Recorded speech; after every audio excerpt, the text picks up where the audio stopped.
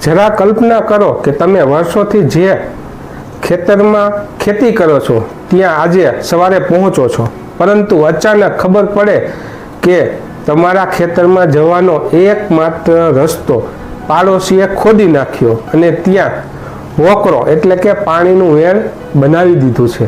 હવે તમે ટ્રેક્ટર લઈ જઈ શકતા નથી, ખેતર સુધી પણ પહોંચી શકતા નથી, ખાતર કે દવા લઈ જઈ શકતા નથી. સૌથી મોટો પ્રશ્ન એ થાય કે શું કોઈ વ્યક્તિ પોતાની મનમાનીથી આવો રસ્તો બંધ કરી શકે?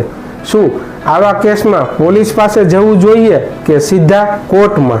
અને જો તમે ગુસ્સામાં આવીને જાતે જ રસ્તો ખોલી નાખો તો શું તમારી સામે જ કાયદાકીય કાર્યવાહી થઈ શકે?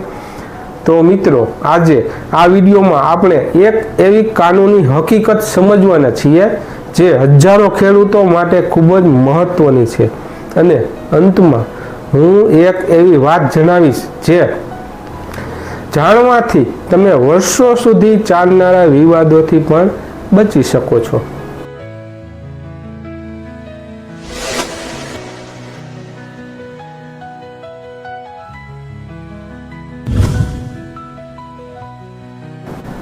ઘણા ગામોમાં આવું બનતું હોય છે કે વર્ષોથી લોકો જે રસ્તાનો ઉપયોગ કરતા હોય તે રસ્તો અચાનક પાડોશની જમીનવાળા ખોદી નાખે અને તેમાં પાણીનું વહેણ બનાવી દે છે. ઘણી વખત તે કહે છે કે આ મારી જમીન છે, હું જે કરવું હોય તે કરીશ. પરંતુ અહીં સૌથી મહત્વનો પ્રશ્ન એ છે કે શું માત્ર જમીન પોતાની હોવાના આધારે કોઈ વ્યક્તિનો વર્ષોથી ચાલતો આવતો રસ્તો મન ફાવે તેમ બંધ કરી શકે? તેનો જવાબ દરેક કેસમાં એક સરખો નથી. કાયદો દરેક કેસની હકીકત, દસ્તાવેજો અને વર્ષોથી ચાલતા ઉપયોગને ધ્યાનમાં રાખીને નિર્ણય કરે છે. ચાલો એક ઉદાહરણ સમજીએ. માની લો કે રમેશભાઈનું ખેતર અંદરના ભાગમાં છે અને છેલ્લા 30 વર્ષથી તેઓ એક જ રસ્તેથી પોતાના ખેતરમાં જતા હતા. ગામના દરેક વ્યક્તિને આ વાતની જાણ હતી. એક દિવસ પડોશી વ્યક્તિએ તે રસ્તો ખોદી નાખ્યો અને પાણીનું વહેણ બનાવી દીધું.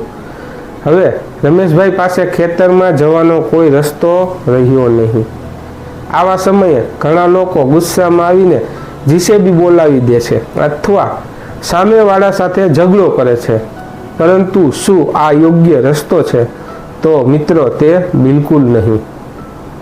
અહીં સૌથી પહેલાં શાંતિ રાખવી ખૂબ જરૂરી છે, કારણ કે જો તમે જાતે જ રસ્તો તોડી નાખશો, પાણીનું વેણ બંધ કરી દેશો અથવા મારામારી કરશો તો મૂળ ફરિયાદી હોવા છતાં તમારી સામે પણ પોલીસ ફરિયાદ થઈ શકે છે. એટલે કાયદાકીય રીતે યોગ્ય પગલું ભરવું સૌથી જરૂરી છે. હવે પ્રશ્ન થાય કે સૌથી પહેલાં શું કરવું? સૌથી પહેલાં ઘટનાના પુરાવા ભેગા કરો. રસ્તો કેવી રીતે ખોદવામાં આવ્યો છે તેના ફોટા અને વિડીયો લો. શક્ય હોય તો તારીખ સાથેના ફોટા રાખજો. ગામના જવાબદાર લોકો અથવા સાક્ષીઓ હોય તો તેમની હાજરીમાં સ્થિતિ નોંધો. જો અગાઉથી આ રસ્તાનો ઉપયોગ થતો હતો તો તે બાબતના પુરાવા પણ મહત્વના બની શકે છે. અહીં એક મહત્વની કાનૂની વાત સમજવાની છે. જો વર્ષોથી ચાલતો આવતો રસ્તો હોય અને તે અંગે અધિકારનો પ્રશ્ન ઊભો થયો હોય તો ઘણી વખત ભારતીય કાનૂની વ્યવસ્થામાં ઇઝમેન્ટ એટલે કે ઉપયોગના અધિકારનો પ્રશ્ન ઊભો થાય છે. ઘણી પરિસ્થિતિમાં વર્ષોથી ચાલતા ઉપયોગના આધારે વ્યક્તિ પોતાનો કાનૂની હક સાબિત કરવાનો પ્રયાસ કરી શકે છે, પરંતુ દરેક કેસમાં આપોઆપ અધિકાર મળી જાય એવું નથી. તે માટે હકીકતો, દસ્તાવેજો અને પુરાવા ખૂબ મહત્વના હોય છે. હવે વિચાર કરો કે જો તમારા ખેતરમાં જવાનો બીજો કોઈ રસ્તો જ ન હોય તો શું થશે? પાક બગડી જશે, સિંચાઈ પણ અટકી જશે, મજૂરો જઈ શકશે નહીં અને લાખો રૂપિયાનું નુકસાન થઈ શકે છે. તો શું કાયદો આવી પરિસ્થિતિમાં કોઈ ઉપાય આપે છે? તો હા મિત્રો, યોગ્ય પરિસ્થિતિમાં લાગુ કોર્ટમાં કાનૂની રાહત માંગવાનો અધિકાર હોઈ શકે છે. પરિસ્થિતિ મુજબ કોર્ટ સમક્ષ મનાઈ હુકમ અથવા રસ્તા અંગેના અધિકાર માટે અરજી કરી શકાય છે. જો તાત્કાલિક નુકસાન થતું હોય તો યોગ્ય કાનૂની સલાહ લઈને વચગાળાની રાહત પણ માંગવામાં આવી શકે છે. મિત્રો, અહીં એક વાત ખાસ યાદ રાખજો, દરેક રસ્તો કાનૂની રીતે જાહેર રસ્તો હોય એવું નથી. ઘણી વખત લોકો માત્ર વર્ષોથી જતા હોવાથી તેને પોતાનો અધિકાર માની લે છે, પરંતુ કોર્ટ પુરાવા, નકશા, રેવન્યુ રેકોર્ડ, ગામના દાખલા અને અન્ય હકીકતોના આધારે નિર્ણય કરે છે. એટલે માત્ર મૌખિક વાતો કરવી પૂરતી નથી. હવે મિત્રો, એક પ્રશ્ન હું તમને પૂછું. જો સામેવાળો કહે કે આ તો મારી ખાનગી જમીન છે અને અહીંથી કોઈ નહીં જાય, તો શું તમે તરત જ જીતી જશો? જવાબ છે નહીં. અને શું સામેવાળો આપોઆપ જીતી જશે? તો તેનો જવાબ પણ છે નહીં. કારણ કે કાયદો કોઈની વાત સાંભળીને નહીં, પરંતુ પુરાવા જોઈને નિર્ણય કરે છે. તેમજ મિત્રો, ઘણા લોકો સીધા પોલીસ સ્ટેશને પહોંચી જાય છે અને માને છે કે પોલીસ આવીને રસ્તો તરત ખોલાવી દેશે. પરંતુ યાદ રાખો, જો પ્રશ્ન માલિકી હક અથવા નાગરિક અધિકારનો હોય તો ઘણી વખત પોલીસનો અધિકાર મર્યાદિત હોય છે.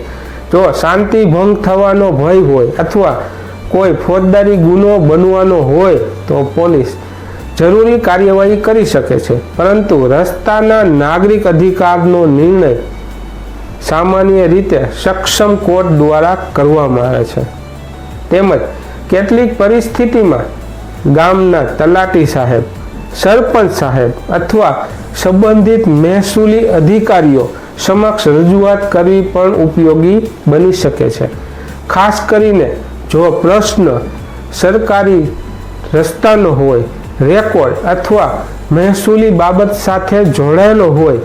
પરંતુ કયા અધિકારી યોગ્ય રહેશે તે દરેક કેસની હકીકત પર આધાર રાખે છે. અહીં એક બીજી મોટી ભૂલ લોકો કરે છે.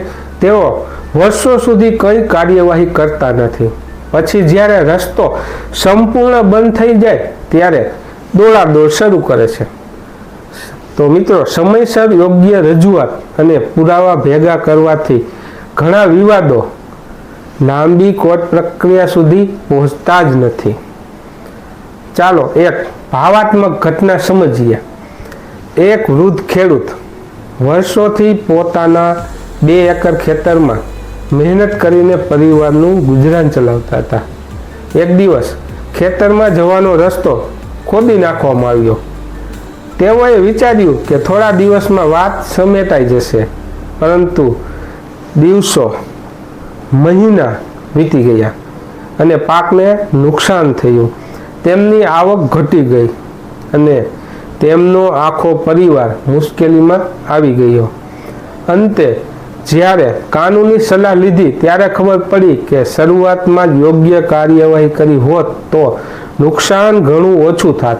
એટલે વિલંબ ઘણી વખત સૌથી મોટી ભૂલ બની છે. તેમજ મિત્રો, અહીં એક મહત્વનો કાયદાકીય સિદ્ધાંત સમજવો જરૂરી છે. ભારતમાં મિલકત સંબંધિત અધિકારો અને તેના સંરક્ષણ માટે વિવિધ નાગરિક કાયદાઓ લાગુ પડે છે. રસ્તાનો અધિકાર, ઉપયોગનો અધિકાર, મનાઈ હુકમ અને મિલકતના વિવાદોનો નિર્ણય સંબંધિત કોર્ટ પુરાવાના આધારે કરે છે. તેથી સોશિયલ મીડિયા પર સાંભળેલી સલાહ અથવા ગામમાં કોઈએ કહેલી વાત પર આંખ બંધ કરીને વિશ્વાસ ન કરવો જોઈએ. કેમ કે દરેક ગામમાં 1-2 વ્યક્તિઓ એવા હોય છે જે માયગા વગર સલાહ આપતા હોય છે. હવે એક વધુ પ્રશ્ન. જો તમે ગુસ્સામાં આવીને સામેના ખેતરમાંથી નવો રસ્તો બનાવી લો તો શું થશે? શક્ય છે કે સામેવાળો તમારી સામે ગેરકાયદેસર પ્રવેશ અથવા અન્ય કાનૂની કાર્યવાહી શરૂ કરી શકે. એટલે સમસ્યાનો ઉકેલ કાયદાની અંદર રહીને જ શોધવો સૌથી સમજદારીનો રસ્તો છે. તેમજ દોસ્તો, ઘણા લોકો એક બીજી મોટી ભૂલ કરે છે, તેઓ મૌખિક સમાધાન કરે છે અને તે મૌખિક સમાધાન પર વિશ્વાસ રાખે છે, પરંતુ કોઈ લખાણ રાખતા નથી.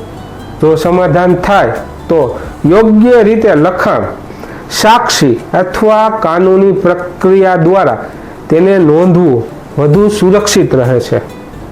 તેમજ મિત્રો, એક વાત ખૂબ સ્પષ્ટ સમજો, આ વિડીયો સામાન્ય કાનૂની માહિતી માટે છે. દરેક કેસની હકીકતો, દસ્તાવેજો, પરિસ્થિતિ અલગ હોય છે, તેથી કોઈ પણ કાર્યવાહી કરતા પહેલા તમારા કેસના તમામ દસ્તાવેજો સાથે વ્યક્તિગત કાનૂની સલાહ લેવી જરૂરી છે. માત્ર આ વિડીયોના આધારે કોઈ અંતિમ નિર્ણય ન લેવો જોઈએ. જો તમારા ખેતરમાં જવાનો રસ્તો કોઈએ ખોદી નાખ્યો હોય અને તેમાં પાણીનું વહેણ બનાવી દીધું હોય તો ગભરાશો નહીં, ઝઘડો પણ નહીં કરો. સૌથી પહેલા પુરાવા ભેગા કરો, શાંતિ જાળવો, જરૂર હોય ત્યાં યોગ્ય સત્તાવાળાઓ સમક્ષ રજૂઆત કરો, તેમજ મામલતદાર કોર્ટની કલમ 5 મુજબ કાર્યવાહી કરો અને તમારા અધિકારો માટે કાયદેસરની પ્રક્રિયા અપનાવો. ઘણી વખત એક યોગ્ય પગલું વર્ષો સુધી ચાલતા વિવાદને અટકાવી શકે છે, જ્યારે એક ખોટું પગલું તમને તે જ મુશ્કેલીમાં મૂકી દે છે. તેમજ મિત્રો, મામલતદાર કોર્ટની કલમ 5 અંગેની માહિતી આપતો વિડીયો આપણી ચેનલ ઉપર આવેલ છે. તમે ચેનલ પર જઈને જોઈ શકો છો. તેમજ મિત્રો, આ બાબતે તમને કોઈ પ્રશ્ન હોય તો કોમેન્ટમાં જરૂર લખજો અને તમારા ગામમાં કોઈ આવી ઘટના બની છે કે નહીં તે ચોક્કસ જણાવજો. આભાર.